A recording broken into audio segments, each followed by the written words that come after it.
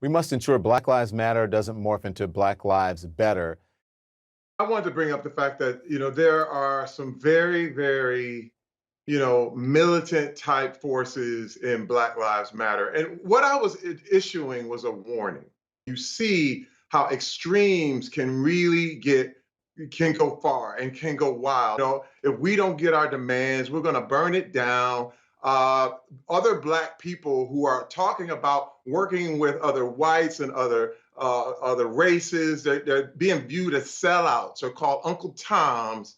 You start to understand that you are now, being controlled. You're not being treated as loved. You're actually being controlled. Someone wants to control the narrative.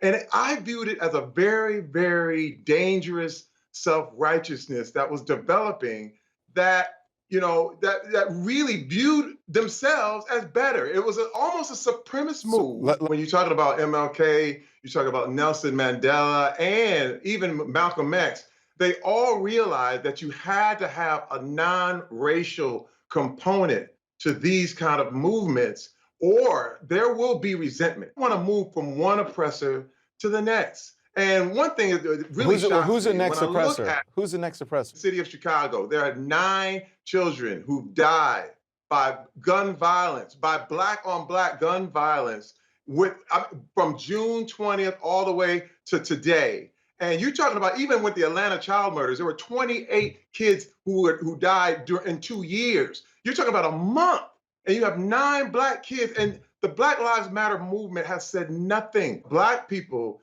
need to hold other black people accountable. I said this the same thing. This is the Black America's version of the Me Too movement.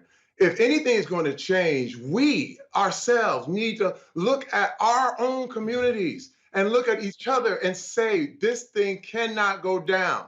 And this is the thing too. There are a lot of great, great people there who are held hostage, by people who literally are running these neighborhoods with violence and then claiming that Black Lives Matter. When you look at the parents of these little kids who are saying, hey man, why aren't they speaking up for me too?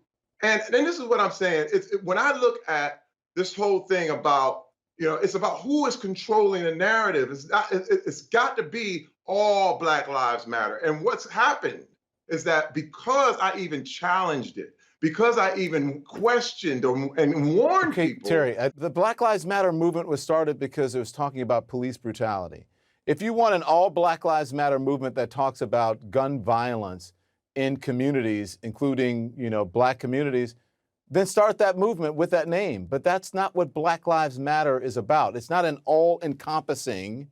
So if you're talking about, if someone started a movement that said, cancer matters, and then someone comes in and says, why aren't you talking about HIV? It's not the same thing. We're talking about cancer. So the Black Lives Matter movement is about police brutality and injustice in that manner, not about what's happening in black neighborhoods. There are people who are working on that issue, and if you want to start that issue, why don't you start it? Do you understand what I'm saying? But when you look at the organization, police brutality is not the only thing they're talking about. I know that, but I agree, but that's not what the Black Lives Matter movement is about, Terry.